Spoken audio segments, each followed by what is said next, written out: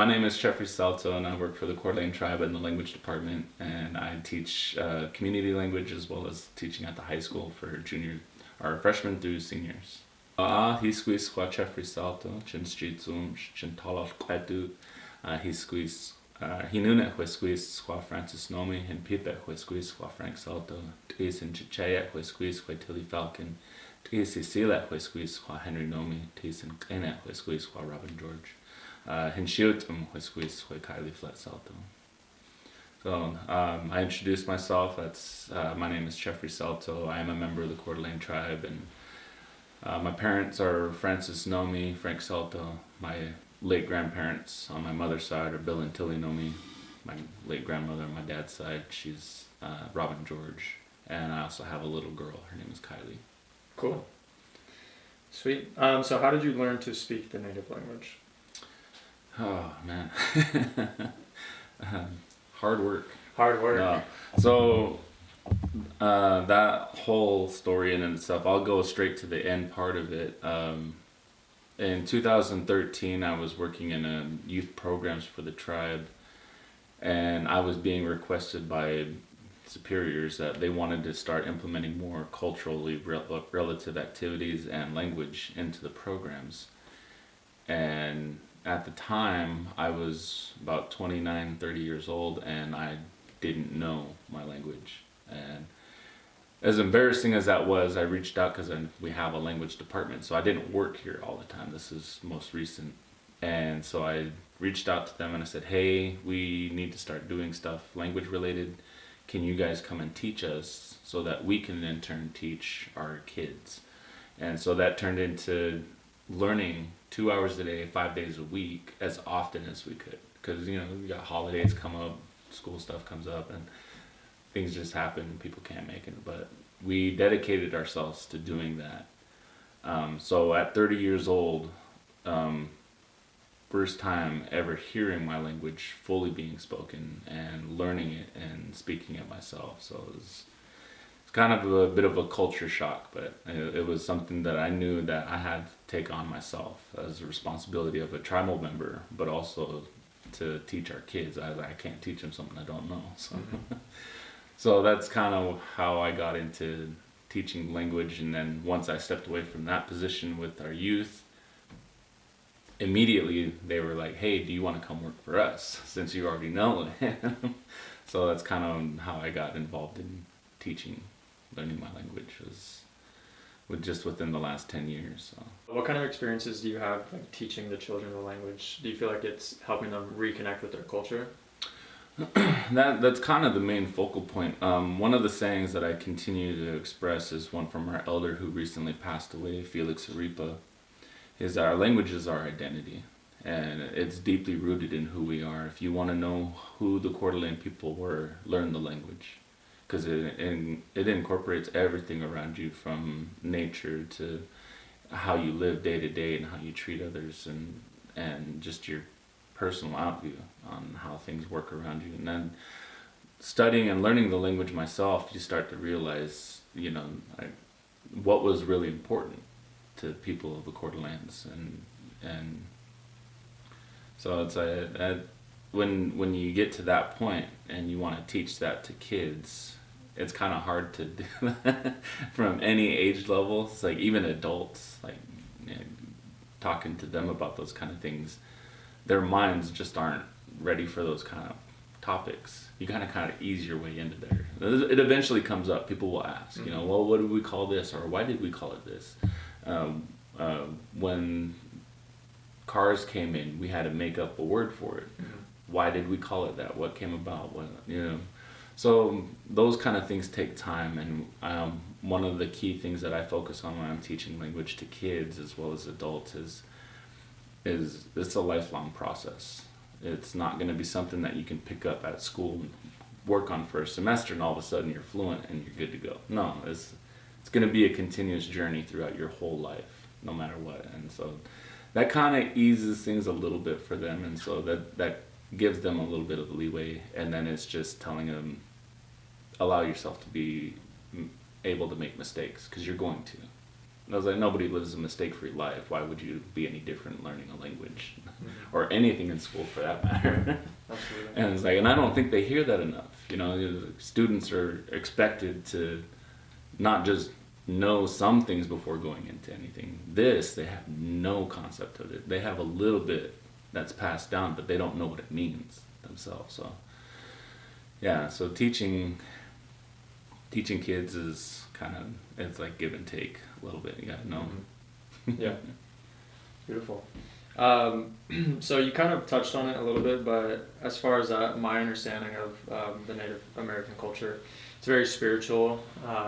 There's that idea of like the connectedness of nature, of everything, the lands, the animals, and it's all kind of working together as one. How is this represented in the language? If you can, even if you could think of like some examples of specific words, maybe, or even how you would maybe converse with. When you introduce yourself, you gave your kind of heritage and you know your ancestors and all that.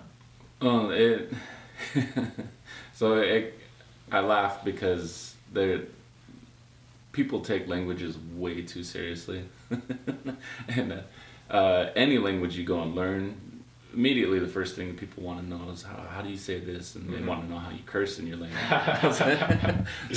so immediately like that kind of takes a little bit of the tension away, but there are some things like like not even so serious, like people let's take the lake for example, Lake Coeur d'Alene.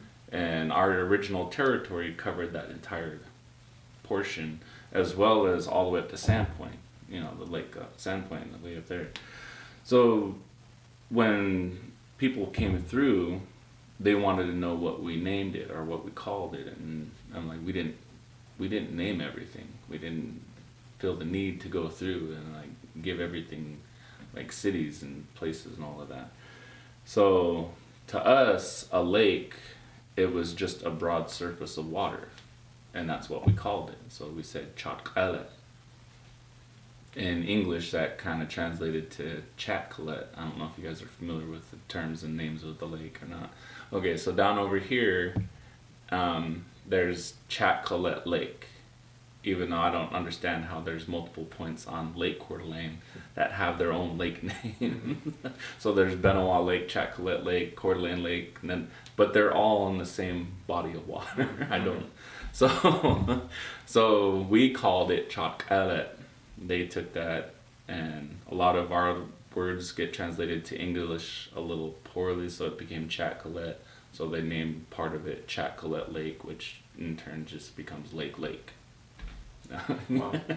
So it's kind of things like that, but other parts, a lot of places we reference body parts to represent certain things. So the beachfront at Lake Coeur d'Alene on the city of Coeur d'Alene is known as Hinchamaquinquet, which is the head of the water. That's where one of the bigger villages of the Coeur d'Alene people were, because we were scattered all throughout the territory. We weren't all just one community. We were spread all over through the territory. And then down here in St. Mary's, where the St. Joe comes into the lake, that's known as Hinchamson. That's the mouth of the water. So that's because St. Joe starts way over towards Montana at one of the biggest peaks over there. Now it's called Illinois Peak. We call it Amotkan, the head of the waters. The one who sits at the head, and that little creek river turns into everything, comes down and feeds into Lake Coeur d'Alene. When you go to Post Falls, Spokane River, from Coeur d'Alene to Spokane, around that area there was another like row of villages down there that was known as Camelin. I don't know if you guys know Camelin Park in Post Falls. Most people don't know how to pronounce it, but yeah, that's what it is. So, and that means throat. That's the throat. And then there's the channel where before the dams were built, down in here it rose the levels of Lake Coeur d'Alene, and so you actually could go down further than you could now. And so there's, if you look at an overhead view of the southern end of the lake here, you see a little channel that kind of goes through, and they call that Schmeatlis, which is the waist. So we use a lot of body part names to name some things. So, If you go to other tribes, like some places will name stuff after food. They'll name things after people. You know, it's just how your outview was of the things around you. And so for us, that's just what it was. And so it's like people have that interpretation of like, oh, there's got to be some hidden secret meaning behind it. I was like, no, it's just that's the head of the water. That's where the mouth of the river comes in and feeds in, and you know. So it's like it. Sometimes there is a few things here and there, but like not really a whole lot that goes in behind it. And you know, people romanticize language a lot, which kind of just like feeds into that stereotype of like everything had to be a specific and meaning behind all of it. And I'm like, no, not really. So we try to alleviate that the moment we start teaching. And I have to do that with my own tribal members sometimes because you know they want to ask me to translate a name for them, and so they're like, oh, what's a dancing star in the sky on a beautiful sunset? whoa. I was like, first of all, we didn't have names like that. So I actually have to give them a book that shows like a history of names from tribal members of the past, and things like such as, you know, and not everybody had animal names, you know. It's like it kind of gets a little carried away, and like Dances with Wolves doesn't help at all. So, but I was like, that's, you know, that's the Sioux. We'll let them have all that. But yeah, no, it's a pretty. I mean, if you look at any languages, you know, it's just piecing root words with affixes and create stuff, and it's cool the way it happens. Some people don't really care to learn all that, but there was a process on how to do things, and there's just certain things that's not how our mindset worked, and so and then trying to convey that to people that only know English, it's, you know, you got to be able to break yourself away from that and be able to look at it through a whole nother lens, and it's tough to do sometimes, but yeah. Sweet. So I guess just to go a little bit more personal, what is like speaking the native language mean to you? So again, I knew some words growing up, because they were just common words that everybody knew, and I didn't know a whole lot about it. And it wasn't until I was in high school, actually Lakeside High School, which is full circle for me, which is crazy. So my junior year of high school, they offered Coeur d'Alene language here at Lakeside High School, and I was shocked because up until that point, you know, Spanish, German, French, you know, those typical languages that get taught in school and you get credit for it. And this was the first time that we'd ever heard of our language, let alone any tribal language, being offered as a foreign credit. And so I was immediately interested. I was like, oh, I didn't know this was an option. And growing up, I didn't know anything about boarding school. And like, I heard stories about what was going on, but I didn't dive into it until I got much older. But I went through it, and I can tell you I don't remember a single thing from that class. Pretty much any subject in high school, I don't remember. You ask me to do PEMDAS, I don't know what that means anymore. So I've never had to use it. But fast forward a little bit later on to where I had to start implementing it in my job to our kids, to our youth. And then I was like, okay, I'm starting to understand that I have a lot of empty pockets that I need to fill in my void. Like I don't know how to make baskets. I don't know how to bead. I don't know how to make my own clothing. I don't know how to go out and forage for roots and berries. I don't know. I hate fishing. I don't care for hunting too much. I'd rather go to Walmart. You know, so I was like, but every one of those aspects are all tied into each other, and language is a huge portion that connects all of it. And so I started to really sit back and view, what am I really teaching our community? What am I really teaching our kids? And is it going to be something substantial enough to where, like, if they're in high school like I was and they're not going to remember a thing? what can I do to make a bigger impact on that? And so that it kind of just opened everything for me, and I started trying to learn as many different things as I can. So now, at 42, I can make canoes, I can make baskets, many different styles of baskets, pine needle, yarn and twine, cedar baskets, all of that. And I don't do beading too much. I don't have the patience for it. But as I just learning as many things, I started learning what the different roots were, where to go find them.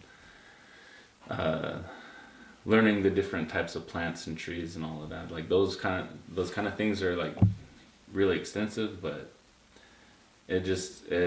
so for me, like, it just tied everything in for me. And like I said, when I'm learning from Felix that language is our identity, and that just really struck with me within the last 10 to 15 years. And I was like, that's, without our language, we're not Coeur d'Alene.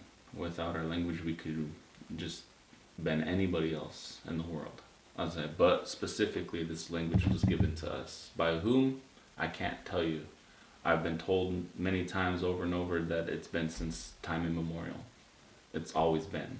So it's like, I accept that because I have no other explanation for it, and that's what's been given to me. So it's kind of just go with the flow on that one. But yeah, that's great. I guess we'll just finish it off. What is your hope for like the future generations of Coeur d'Alene? I actually just posted this on Facebook yesterday, and it's kind of quaint coming from Benjamin Franklin. As I don't put off tomorrow what you can do today, and constantly that's like one of our biggest battles is getting our community and our people interested in learning their language. A lot of them feel like it has no value, it has no use anymore. But like I said, if we're not meant to be Coeur d'Alene, if we don't continue to hold on to what makes us who we are, then, you know, we're just anybody else. And we might as well be Spokane, Kalispell, Flathead. And they each all have their own distinct languages, and that makes them who they are. And it's a distinguishing factor that really drives our whole existence. And I really hope that I've been able to, I kind of feel like I've done some of the groundwork of getting some of our youth interested. And I'm like, because I keep telling them I'm not going to be here forever. Lawrence, who I was learning from in high school, you know, he dedicated his entire life to language, from going to school over in the East Coast to learning linguistics, and then he studied French, German, and Latin. And then I was like, if I don't do something with the work that he's laid in front of me, all of it was for nothing. And I was like, I can't really allow that to happen. And I'm just hoping that I put enough effort into my community where somebody's going to feel the same at some point. But I mean, you know, upward to about 4,000 tribal members, it's bound to stick to one of them, right? Yeah. Awesome. How would you like, if we were leaving, like, how would you say goodbye?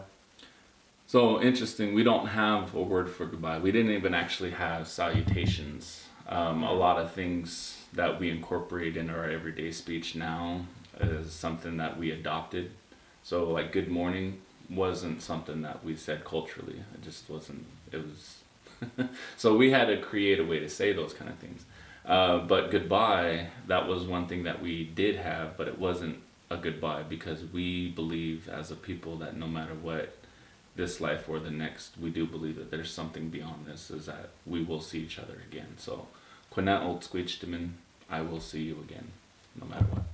Awesome. Yeah. Well, thanks for talking to me. That's great.